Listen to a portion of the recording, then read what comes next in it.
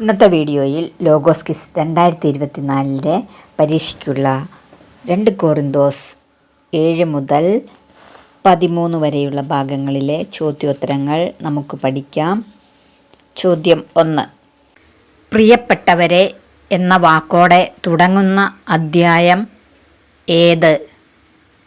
ഉത്തരം 7-ാം അദ്ധ്യായം. ചോദ്യം 2. എവിടെ ചെന്നപ്പോഴാണ് ഒരു വിശ്രമവും ഇല്ലാതിരുന്നത്? ഉത്തരം മക്കെദോനിയയിൽ. ചോദ്യം 3. ദൈവം ആശയറ്റവരെ എന്താണ് ചെയ്യുന്നത്?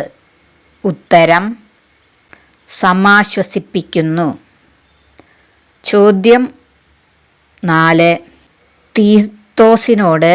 തീത്തോസിനോട് എന്തു പറഞ്ഞതാണ് സത്യമാണെന്ന് തെളിഞ്ഞിരിക്കുന്നത്? ഉത്തരം മേനി. ചോദ്യം 5. തങ്ങളുടെ കഴിവനുസരിച്ചും അതിൽ കവിഞ്ഞും തുറന്ന മനസ്സോടെ ദാനം ചെയ്തത് ആര്? ഉത്തരം മക്കെദോനിയക്കാർ. 6-ാം ചോദ്യം. യേശു ക്രിസ്തു സമ്പന്നനായിരുന്നിട്ടും എന്തിനാണ് നിങ്ങളെ പ്രതി ദരിദ്രനായത്? ഉത്തരം തൻ്റെ ദാരിദ്ര്യത്താൽ നിങ്ങൾ സമ്പന്നരാകാൻ. ചോദ്യം 7. ആർക്കാണ് മിച്ചം ഉണ്ടാകാതിരുന്നത്? ഉത്തരം അധികം സമ്പാദിച്ചവന്. ചോദ്യം 8.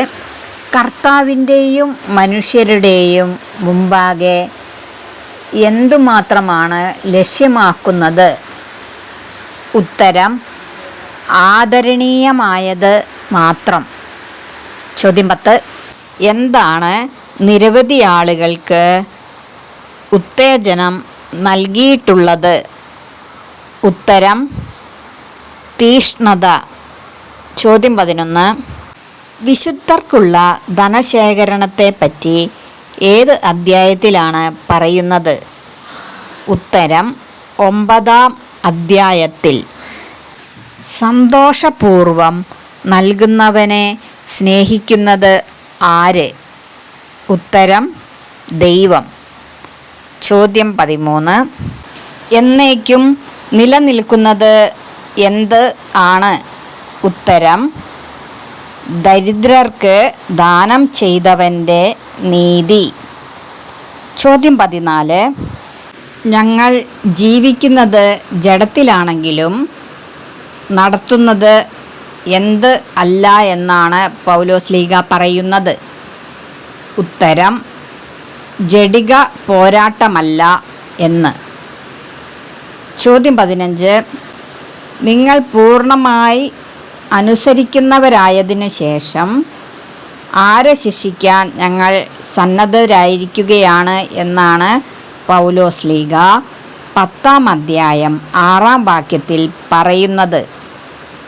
ഉത്തരം അനുസരിക്കാത്തവരെ ശിക്ഷിക്കാൻ. ചോദ്യം 16. വിശ്വാസം വർദ്ധിക്കുന്നതനുസരിച്ച് എന്തു വികസിക്കുമെന്നാണ് പ്രത്യാശ? ഉത്തരം അധികാരമണ്ഡലം.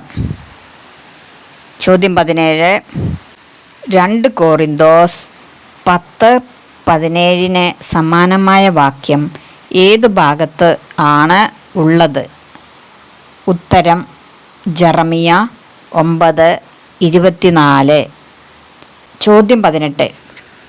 പൗലോസ്ലീഹായുടെ ആവശ്യങ്ങൾ നിറവേറ്റിക്കൊടുത്തത് ആര്?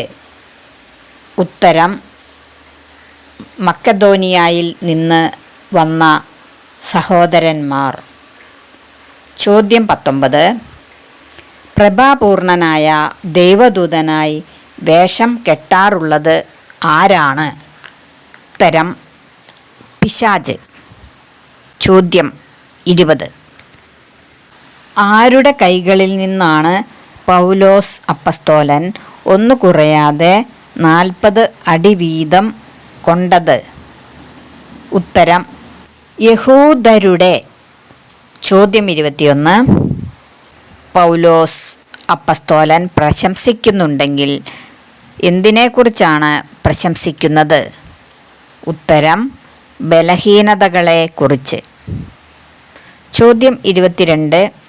കാണുകയും കേൾക്കുകയും ചെയ്യുന്നതിൽ അധികമായി ആരും വിചാരിക്കാതിരിക്കേണ്ടതിന് എന്താണ് ഒഴിവാക്കുന്നത്? ഉത്തരം ആത്മപ്രശംസ. ചോദ്യം 23. പൗലോസിനെ ശല്യപ്പെടുത്തുന്നതിനും മതിമറന്ന് ആഹ്ലാദിക്കാതെ നിയന്ത്രിക്കാനും വേണ്ടിയുള്ളത് എന്ത്?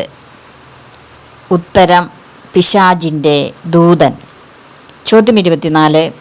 ഏതു കാര്യവും സ്ഥിരീകരിക്കേണ്ടിയിരിക്കുന്നു എങ്ങനെ? ഉത്തരം 2-3 സാക്ഷികളുടെ മൊഴിയിന്മേൽ. ചോദ്യം 25. അന്യോന്യം അഭിവാദനം ചെയ്യേണ്ടത് എങ്ങനെയാണ്? ഉത്തരം വിശുദ്ധ ചുംബനം കൊണ്ട്.